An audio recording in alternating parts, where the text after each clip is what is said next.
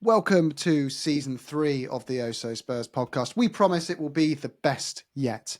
We're going to be diving into what our expectations are of the season ahead, looking into the status of our squad, because there are some very important things to consider now we're in the Champions League that makes our transfer window particularly important this season. Everyone will give their prediction on the season. It will be locked in for next year and they will be held accountable come to the end of it.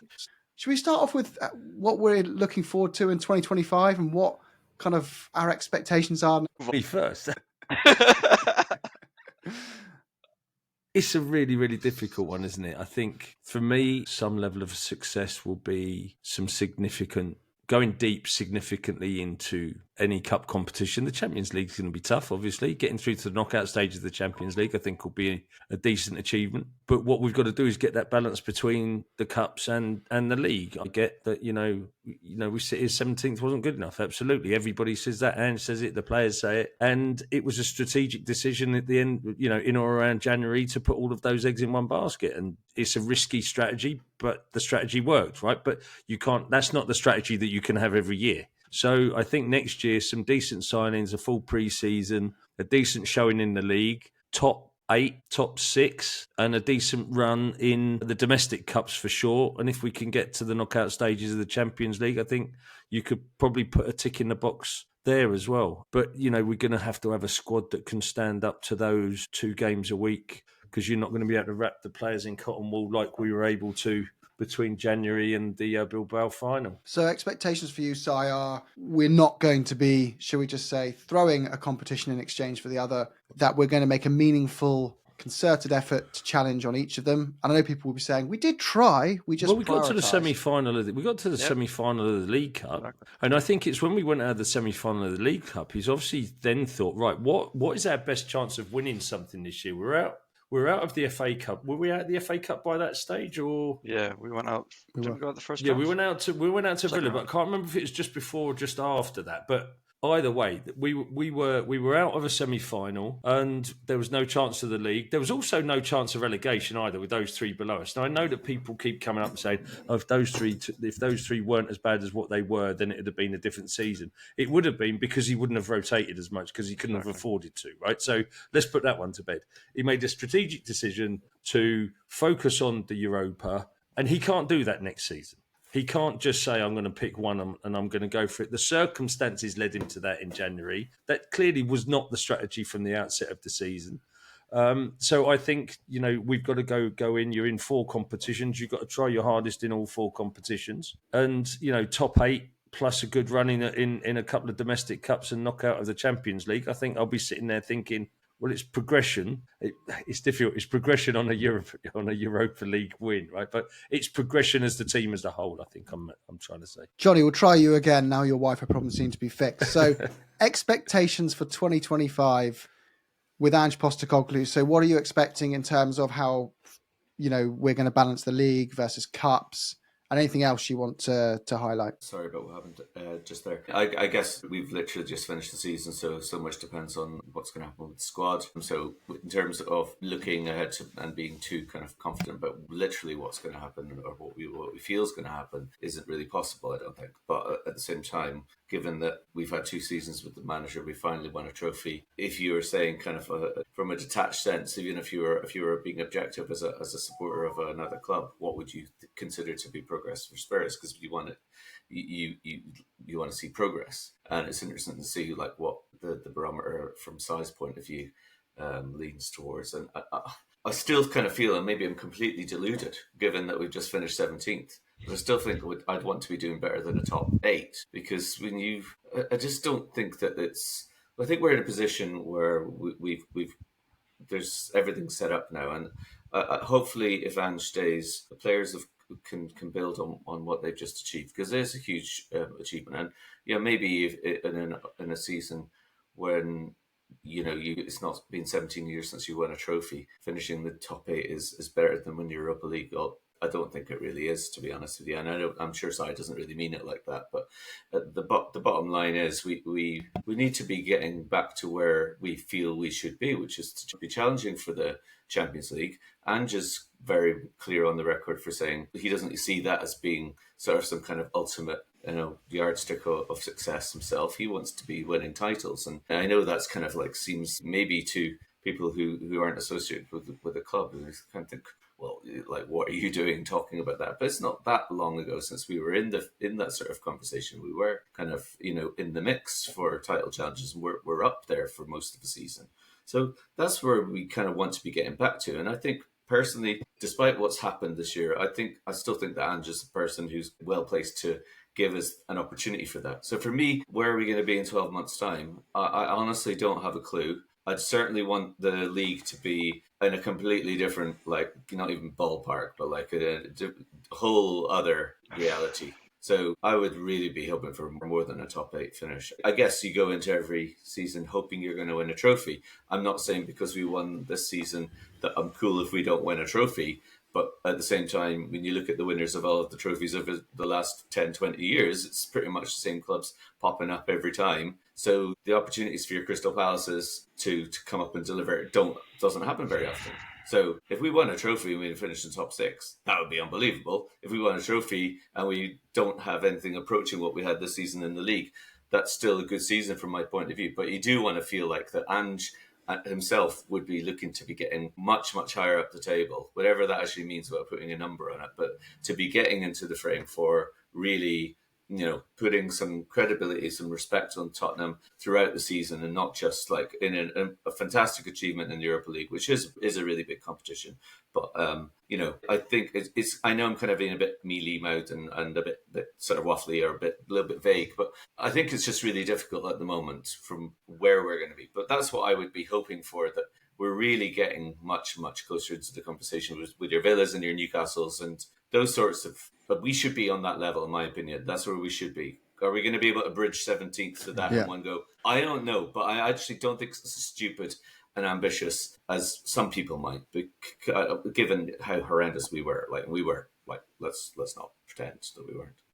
Yeah. Stu, where's your head up for next season? What does success look like to you under Ange in the season ahead? I mean, only losing 21 games? No, seriously, I think we will spend the summer. I think the Champions League money will be invested back in the club and the team. And I think all the events which we're doing, again, all the money that we're doing, hopefully our sponsors will also have a clause in the contract where they have to contribute more, as we will have Champions League football next year. So all that, and hoping we can also sell some of these players, will create a pretty good transfer kitty that hopefully, if we spend well and wisely, I would expect nothing less than a top 6 finish, because I think almost half the league are going to be playing in Europe next year. We know how difficult it is to play in Europe.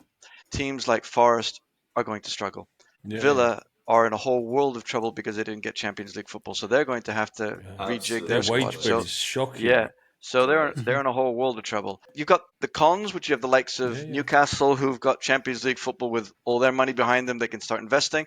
But then there's other teams who are going to struggle. So I think, to be honest, anything less than top 6, unless we have 18 players out injured all at the same time, is really the type of level we should be aiming at. And I think also we should be getting through the group stage. Simple as that. In the Champions League. I'm not saying we should get any further, but we should be getting through the group stage. Well, I've done a finance episode today on what that Europa League means for the summer, alongside Ben, Raj and Nick, who are all qualified working in finance, and they crunched all the numbers and came with effectively TLDR, isn't that the acronym people use these days to say too long, don't read, isn't it? It's around 50 million, I think they said, we've gotten from the Europa League in terms of additional revenues that can be used to be, forecast towards amortized transfers. But Champions League, even if you went out at the end of the group stage, that's the amount of money you would get. Making it out the knockout round of the next round is worth 80 million. So the levels of money forecast ahead. 60 million, even if we lose every single game. There you go. And where Spurs are set up really nicely is because of the stadium strategy, we make more per fixture than any other club can out of their stadium revenue. So we're actually, if we were to win it, the forecast, the guys who did the numbers reckon we would have a record for the most money ever made from the Champions League. So we've set ourselves up really nicely. It was over 100 million. But I won't spoil it all. You'll have to subscribe to see that episode when it drops. So that's what we're looking forward to next year. It's consistency in the league, continued focus on at least a cup, and getting out the group stage of the Champions League, right? Is that kind of fair where we're at now? But guys, the squad, we should talk about that. And there's a lot of priorities. We won't be able to get it all done in one window. We know we don't have infinite amounts of money. UEFA rules, you can only have 17 players who are not homegrown or club grown in your roster I use roster for Deej in his honour, for the squad list, right? We currently have 20. So if you take out, let's just say Reggie's going, definitely. Ben Davies, let's just say we don't renew his contract, and Werner, obviously we let him go. Even then, we're 1 in and 1 out from that point. So I was saying, like, you've got to keep Basuma surely and Lair on top. You've got to keep Solomon? Bentancur and Lair on top. Solomon, yeah, so he's Solomon's another one. He'll go, right? So that's one spot. No, Then it's 1 in, 1 out. but it's not Solomon because Solomon wasn't even in the squad to start with. So now you see the conundrum Spurs are in. So this is when conversations have to start of, we have to be brutal. You can't touch Van der Ven, Romero, Danso, Porro, Spence, Udogi, Solanke. So you start to go, what about Bentancur, Basuma, Son, Kulusevski? All these players. Dragerson. Dragerson's another who you think you're proud.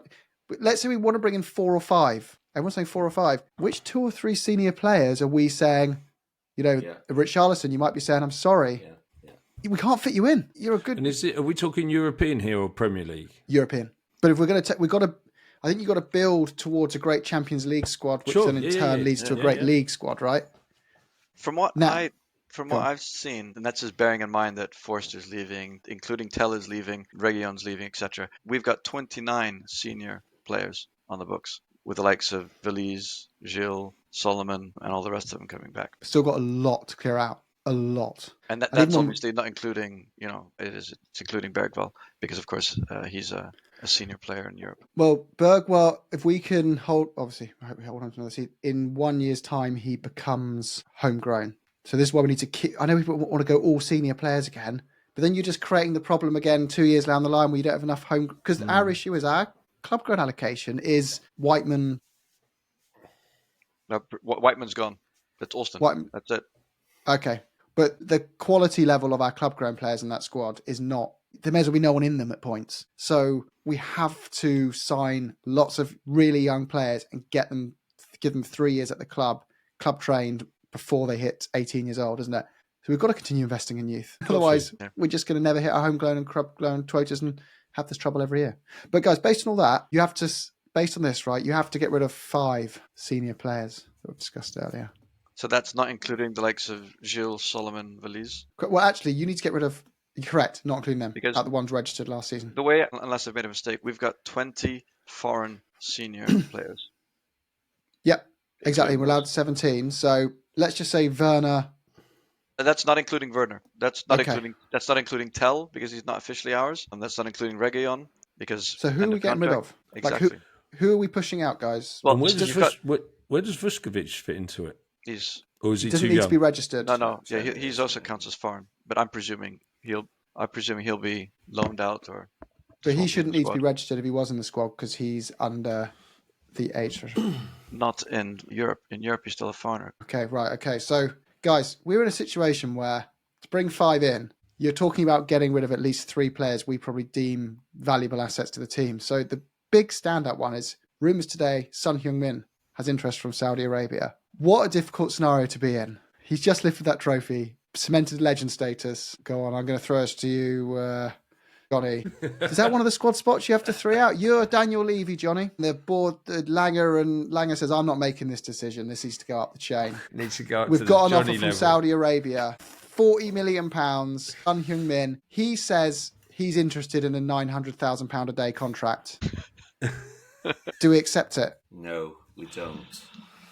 So I understand why Stu's shaking his head. So this is where I stand. Okay, so I'm like going to be the token baby in the group, which I think I've established anyway, because I am. I've got no hair, so I'm like basically a baby. I think that for me, like I mean, I was at the Brighton game with my dad. He hadn't been for a couple of years, and like as soon as you get to the Highridge, it's like just. He was blown away by the number of Koreans. Okay, I'm not saying that's why you keep somebody, but I've done this soliloquy on Sandy before. I just think he's still too valuable an asset from the point of view of the influence he has in the squad, the ability that he can still contribute coming off the bench, and for his international reach and influence. And maybe there's like way more profound arguments. But I think like when you're looking at other players, like Richarlison, for example, who I'd certainly be more sympathetic towards than Sai has. I think he's kind of our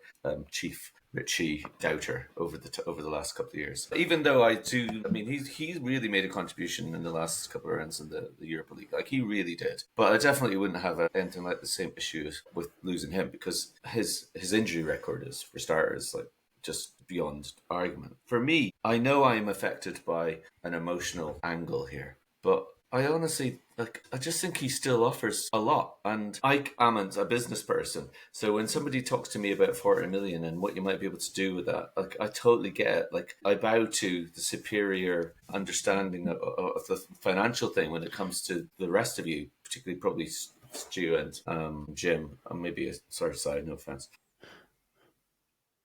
Yeah, but cheers. you know, like, so that's not my gig. Like, but I still think Sonny has a huge value, and I still think is he 32 or 33? I mean, it's not. I still think he brings too much, and you see like the spirit of the squad.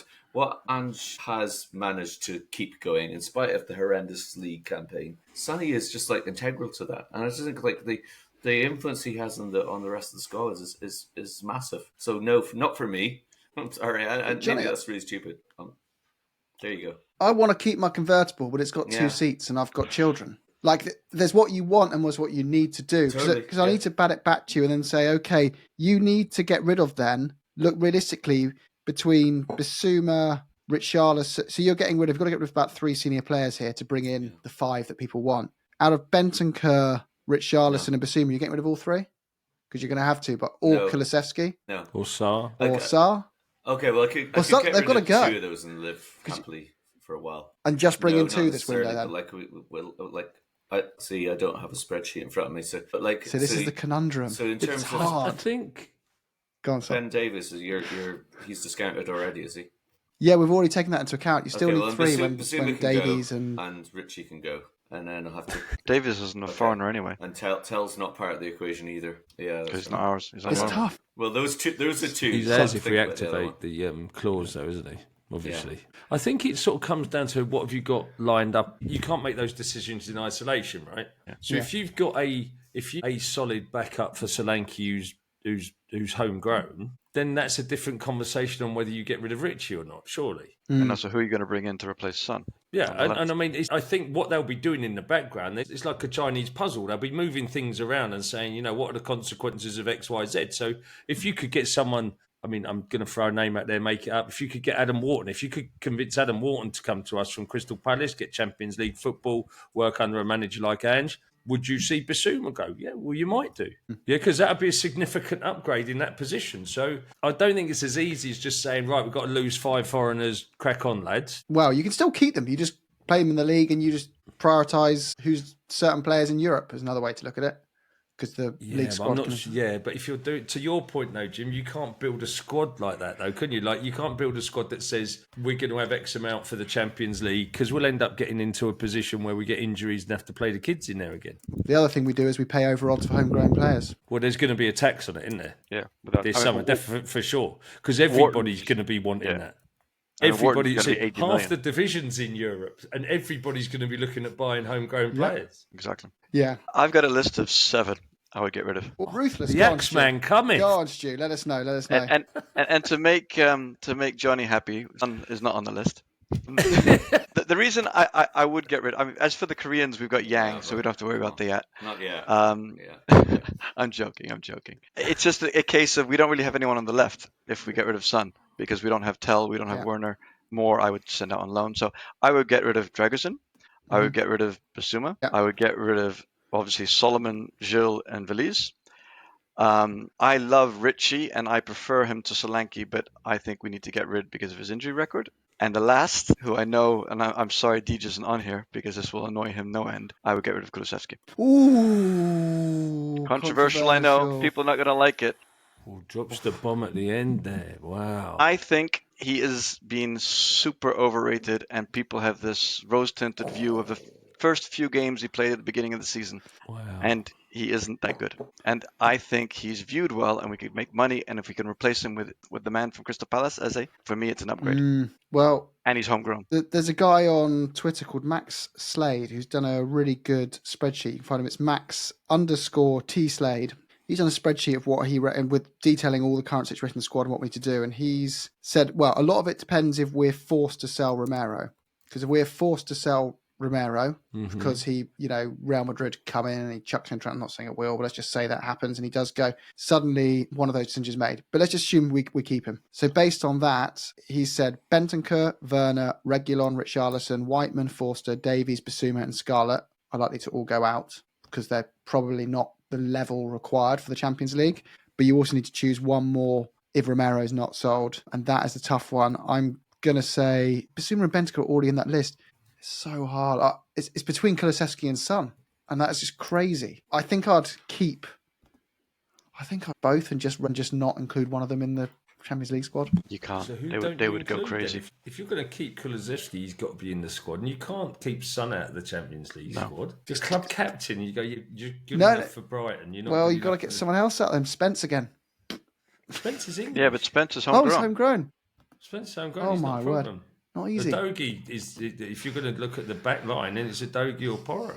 We don't have enough defenders to leave anybody out. You could argue Porro if you could get a homegrown right back, but then you're short there as well. You need a homegrown left back as well. Then see, it's not easy. It's not easy. So, no, but just buy everyone anyway. Just buy everyone anyway. And we'll worry about it later. And we don't have to worry about unrest in the changing room or anything when someone gets dropped from the Champions League squad. Yeah, and don't worry about the unrest in the changing room by getting rid of 7 players that got you your first European success in 41 years. Well, to be fair, half of those players didn't contribute. They're players coming back of my 7. Yeah, but then sort of like 4 of them did. Yeah, but Dragusin, is anybody really going to cry any tears? I think Bentancur, Basuma, there'll be a few that might. Basuma maybe. I still think Bentancur in a strong midfield is a very, very good player. Yeah, I do think he's fantastic. I like it. But that's why I keep him over Biss. I would for sure. But both of them have got 1 year left on the contract as well, so we have to make a decision. So one of on them's them. going this year for sure. It's so tough because if you keep both of those, then the whole thing goes back to which other 2 are we getting rid of. It's just a proverbial looping conversation. But I'd get rid of Stu because he's got he's Dutch and Italian. So does that count as 2? But go check out Max. I'm homegrown or foreign, depending which passport I use. Depends what one lands. Depends what one gets through immigration. Go on Twitter, go on Max_T Slade's Twitter and have a look at the spreadsheets. Open to everyone. Let us know in the comment what you would do to the squad. What does your 17 non-homegrown and club-grown players that you're keeping in the Champions League? But remember, if you want 5 new players to complete this squad, 1 in, 1 out. So let us know what your squad looks like. So there you go. Tough one for us all to mull over. So we don't really have a game to preview next week. So why don't we go to our league season? I want to hold you all accountable to a prediction next year. You can't do that before the signings, Jim. You can. Do that. No, okay. A prediction of if we finish in X place in the league, it's the minimum place you are content with. Because what happens is you go through peaks and troughs of form when everyone changes their expectations and forgets what they were at the start of the season. I want everyone accountable to what is deemed acceptable now. So in 6 months when we're all squabbling over whether we're doing well enough, we can go back to that. Remember the plan. We should be allowed to revise it on 1st of September after the window slams shut. That's fair. Okay, we'll do that. We'll revise it. But as of today, in the squad today, let's just say we don't, based on what you're hoping we do in the window, all that stuff, just let us know what your league position is. Each of you is the minimum of okay, that's acceptable, permitted. We do get out the group in the Champions League and we make a good run at a cup. Johnny, go on, mate. League position. Yeah, but if we won a cup, I would take it. I'm gonna row back. I mean, not 17th, right? But if we got 8th in a cup. No. Would you take 17th in the Champions League? Champions League. Sorry. No, yes, the Champions League with 17th. Yeah, totally, man. If you win the Champions League, you should get a bye and automatically win your division. Imagine that. Imagine coming 17th and technically winning the Premier League. It would just boil so many Arsenal fans. It would be brilliant. So 6th, if we don't win a cup, is the minimum league expectation. So I'm going to slightly backpedal because when I said top 8, it was because of the challenges that are up there. The teams that are up there now, I think top 8 is going to be top 6 is a tough gig. But if we finish 6th, then I'm going to be pretty happy with 6th. Anything above 6, I'm going to be delighted with, irrelevant of what happens elsewhere in the cup. So I'll go with Johnny on that one and say, listen, if we land on 6th, and if we have a good run in some cups as well, that for me will be significant progression on this season. Stu? Yeah, that's what I said before. 6th. For me, 6th. 6th, okay. Yeah, I think Johnny's got a spot on in the sense that it's 6th if we don't win a trophy is my minimum. Because I think Villa and Newcastle are in Europe this season coming. Yeah. They're 2 competitions for those places. They've got smaller squads than us, even though they've got very good first teams. So I think we've got more financial power right now to use that as an advantage and compete on multiple fronts than they do. So that, and then I don't think Chelsea are a million miles ahead of us. So I think we should be fighting Chelsea, I think, for their 4th, 5th and 6th, somewhere in that What about Newcastle? Realm. Newcastle are a funny club to be in the mix, isn't it? They've got such a good first team. And they're going to make 2, by the sounds of it, very smart. Well, I want to say smart. They're obviously really good signings of players we would like who are homegrown and expensive, who are going to lean towards the club with infinite wealth that are going in one direction, probably over us. If they go into Gahey and Wharton. Saying that, how did they do last season when they were in Europe? Not very well. Yeah, I think they'll have a bigger squad this time. They didn't really invest, though, did they? Or they couldn't invest. But they have the same problem now. They still only have 100 million on the PSR that they can spend, from what I read on Twitter. Yeah, true. Yeah. And when does the wage cap come in as well? When does the PSR rules change to 70% of your income on wages? Because that's where Villa are going to struggle. Because they this year 92%, 96, wasn't it? 99, I think. Was it 96 at one point? Wow. So you're spending 96% of your income on players' salaries. That's interesting. Not sustainable. Man United are only in the 56%, which I think everyone assumes they're higher, but obviously they're of a much bigger revenue pool. Yeah, exactly. So it's in terms of with the fact that there's so many English clubs playing in Europe, like this, is it going to be a case that unless something ridiculous happens, that 5th spot is going to be pretty much nailed on for Champions League? No, depends on the coefficients from next year. Yeah, it depends. It changes from season to season, but it's not a sum of all the performances and all the results. It's an average. So the more teams you get in it, actually, the harder it gets to maintain it, because you'd think you've got lower quality sides in there as well, like a Forest, Palace, Conference League and Palace. Yeah, if they get knocked out the groups, then they've dragged everyone else down. But I think Villa will probably, knowing Emery's history and being so good in Europe, he's going to go all in, not all in. He's going to prioritise the Europa League, I think, to get that. Yep. Yeah. Well, lads, I think that's it. I think excited for season 3. Members, we've got the members only end of season awards coming up. So thank you for filling out the form. If you haven't and you're not in the WhatsApp group, join the WhatsApp group so you can fill out the form. Voting on player of the season, favourite episodes of the season, what you would like to see more of in the upcoming season, all that kind of stuff. And we'll do that members only video. Presenters of the season. Presenters of the season. He's getting a bit cocky there, isn't he, Johnny? Podcast personality of the year. Yeah. Granny's favourite. That's Jim inside. Paratici's back.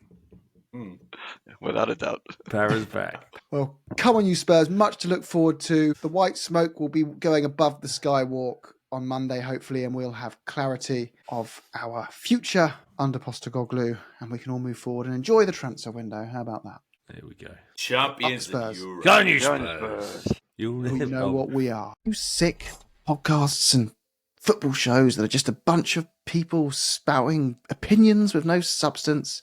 It's always toxic negativity. It's toxic positivity. There's no substance. You don't come out of it feeling like you've learned anything new. Well, that's why we created Oh So Spurs. It's the Thinking Fans podcast. I'm Jim and I'm the host. But I am only a sum of many brilliant parts. We have A-licensed coaches like JJ to help us dissect how games changed and how coaches are adapting. We have people who work in finance to tell us how much can Spurs actually spend and why. We don't leave it all down to opinions when we discuss these things. We always look for the facts. We go and search long and hard to find people who've actually worked at Spurs. We talk to ex-coaches from Tottenham. We talk to ex-coaches from players we've recently signed to get you a deeper level look into them than you're going to get on a typical show on the internet. But we depend on our members to get this kind of content. To raise the bar and provide you with higher quality content, we need to find a revenue stream that is sustainable for us. And that is where you come in as members. You are the lifeblood of our show. We all do this for free as members of the show, and we need the money to survive and keep it running. So if you would like to be a member, we will promise you back an extra 2 videos per week as a minimum, and first access to our daily videos that come out as well, alongside other things like access to our WhatsApp groups, where you will find those 8 licensed coaches and those finance experts and the rest of the panel to have a chat to about Spurs. So welcome to the show, and I hope you get all you're looking for and you like to stick around. Up the Spurs.